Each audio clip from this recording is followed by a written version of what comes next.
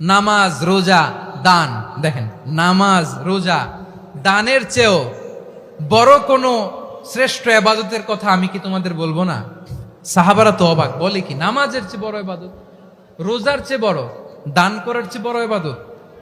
সাহাবীরা বললেন, বালা ইয়া রাসূলুল্লাহ, নবী বলেন।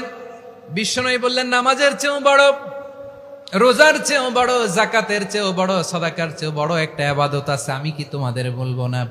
সাহাবারা বললেন, ইয়া রাসূলুল্লাহ, বালা, অবশ্যই বলবেন, সেটা কি? বিশ্বনবী বললেন, ইসলাহু যাতিল বাইন।